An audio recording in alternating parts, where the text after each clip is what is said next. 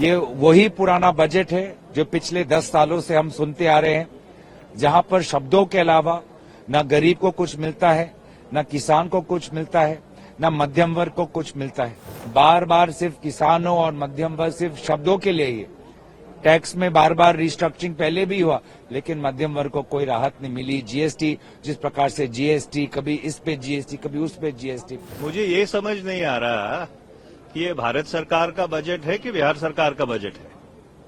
आपने बिहार के अलावा किसी और प्रदेश का नाम सुना वित्त मंत्री जी के पूरे बजट भाषण में? ये बड़ी दुर्भाग्यपूर्ण बात है कि जिन बैसाखियों पे सरकार चल रही है, उन बैसाखियों को स्थिर रखने के लिए उन्होंने बाकी मुल्क की जो विकास है उसको बिल्कुल दांव पे लगा दिया है। और बिहार आज भी बहुत पिछड़ा है। अगर देश के प्रधानमंत्री और वित्त मंत्री ने महसूस किया है कि बिहार को देना है, तो किसी को क्यों आपत्ति होनी चाहिए?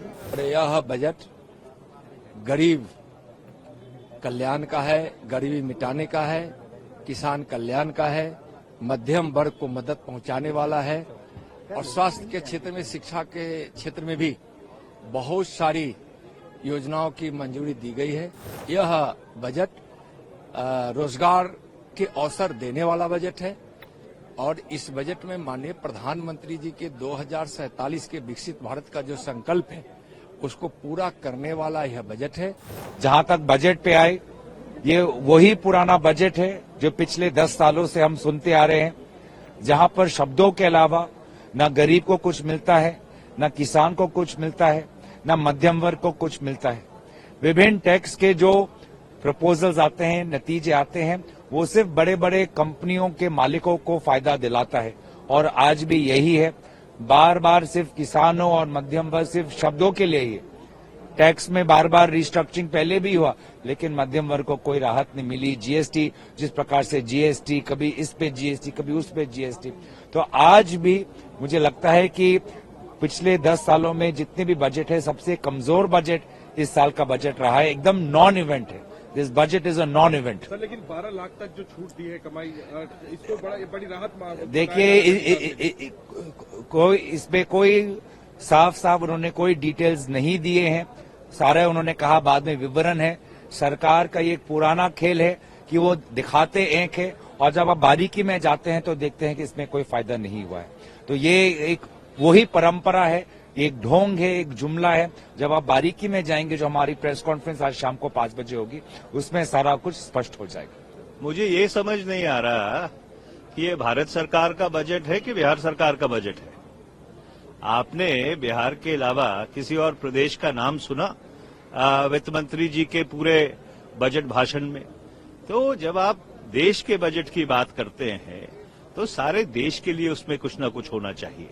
और ये बड़ी दुर्भाग्यपूर्ण बात है कि जिन बैसाखियों पे सरकार चल रही है, उन बैसाखियों को स्थिर रखने के लिए उन्होंने बाकी मुल्क की जो विकास है उसको बिल्कुल दांव पे लगा दिया है। मिडिल क्लास को लेकर क्या कहेंगे सर? जो well, the tax proposals will have to be studied carefully. Right? The finance minister has made certain assertions. Those assertions would have to be looked at. The fine print would have to be looked at.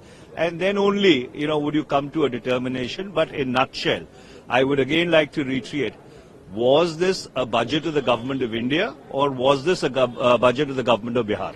14 crore की आबादी है और हमारे पास एक अच्छी सरकार है वहां, और बिहार आज भी बहुत पिछड़ा है। अगर देश के प्रधानमंत्री और वित्त मंत्री ने महसूस किया है कि बिहार को देना है, तो किसी को क्यों आपत्ति होनी चाहिए? और हमें तो खुशी है कि बिहार को आज हवाई अड्डों का मांग हो, आईआईटीज की सीटों का वृद्धि हो, मखाना बोर्ड पूरी दुनिया में सबसे प्रसिद्ध एक ऐसा डाइट फूड है। तो अगर भारत की सरकार बिहार के बारे में सोच रही है तो बिहार भी तो भारत का ही अंग है। मैं समझता हूं कि देश के प्रधानमंत्री को और बिहार के मुख्यमंत्री सबको बधाई देना चाहिए एक अच्छे प्रयास के लिए, और मैं समझता हूं कि बिहार की जनता भी आभार व्यक्त करेगी देश के प्रधानमंत्री। कहा जा रहा है चुनाव है साल के अंत में, इस वजह से बिहार को ज्यादा नहीं, आपको ख्याल होगा कि पिछले बजट में भी बिहार के लिए घोषणा हुआ था, इसलिए चुनाव से कुछ लेना देना नहीं। अच्छे काम के लिए हमेशा समय होता है और मैं समझता हूं कि सचमुच बड़ी घोषणाएं बिहार के लिए, चाहे वो सिंचाई के क्षेत्र में हो, सड़कों के क्षेत्र में हो, हवाई अड्डा के क्षेत्र में हो या पढ़ाई के क्षेत्र में हो, बिहार को तो निश्चित रूप से प्राथमिकता मिलनी ही चाहिए। और मैं बिहार का सांसद हूं तो मैं तो उसी की प्रशंसा करूंगा। बिहार में चुनाव है, इसलिए सपना बेचने का काम जरूर हो रहा है, लेकिन आज जो किसानों की माली हालत है, मजदूरों का जो हालत है, छात्र नौजवानों का हालत है, गरीब लोगों का जो महंगाई की मार से पिस रहे हैं, उसके लिए तो कुछ नहीं है।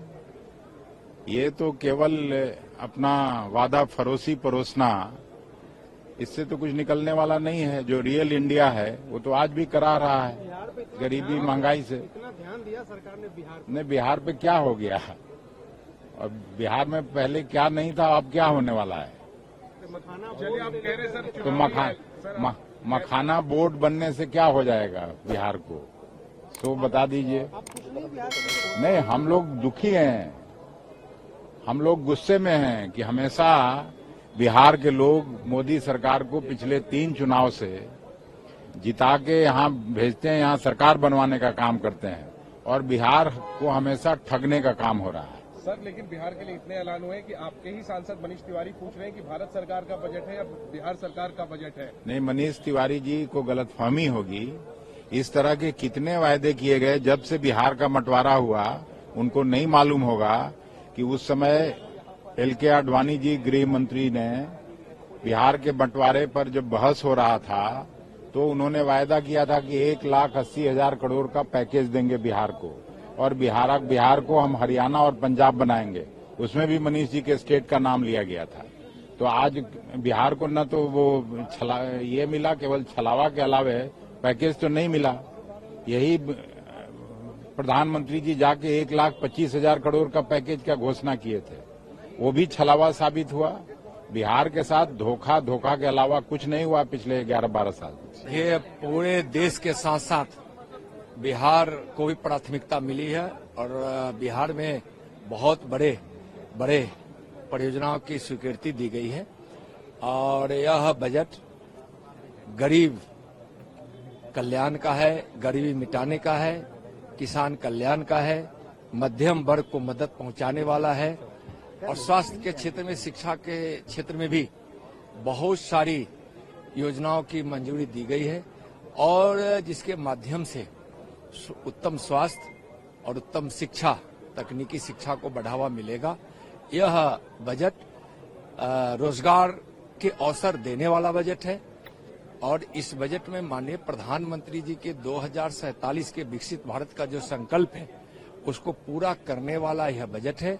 और बिहार में विशेषकर जो मखाना बोर्ड स्थापना की स्वीकृति हुई है, वहां जो कोसी के क्षेत्र हैं और कोसी के क्षेत्र के लिए जो परियोजनाओं की स्वीकृति मिली है, इससे बाढ़ के विभीषिका में भी कमी होगी, सिंचाई भी इससे उपलब्ध होंगे, और कोसी के क्षेत्रों को, खासकर किसानों को काफी मदद मिलेगा।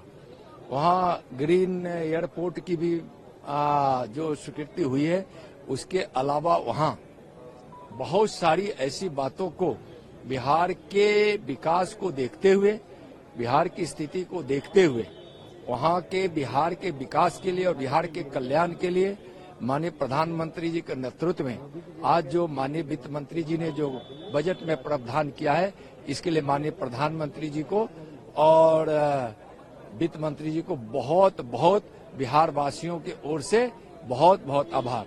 मैं कहूंगी ये मिडिल क्लास की सबसे बड़ी जीत है। ये 240 वोट पर आने की जीत है, क्योंकि जिस तरीके से पिछले 10 साल से मिडिल क्लास की यही मांग थी कि हम लोग सैलरी कमाते हैं, उससे ज्यादा खर्चा हमारा टैक्स में चला जाता है, ना सेविंग होती है, ना इन्वेस्टमेंट होता है। आज फाइनली उनकी सुनवाई हुई है, तो मैं उसका स्वागत करती हूँ। पहली बात ये, बिहार सोच रहा होगा कि काश हर साल चुनाव हो बिहार में, जैसे हमारी जो केंद्र सरकार है उनके बारे में कोई योजनाएं बता सकें। बिहार में चुनाव आ रहा है, 2 तरीके से पता चलता है, जब ध्रुवीकरण शुरू करते हैं और आम आदमी का बजट अनाउंस होता है। तो बिहार भी उम्मीद करा होगा। बाकी सारा विस्तार से, महिलाएं हों, हमारे किसान हों, युवाओं के लिए रोजगार के माध्यम हो, हम उन सबको पहले देखूंगी, पर उम्मीद करती हूँ उन सबको ध्यान में रखकर, जैसे मैंने आज सवेरे भी कहा था, उनका 8th record term consecutive budget है, वो रिकॉर्ड पार करते हुए वो जनता 1.4 बिलियन नेशन के जो जनता है वो उनको तरफ देख रही थी कि उनको राहत की सांस मिलेगी।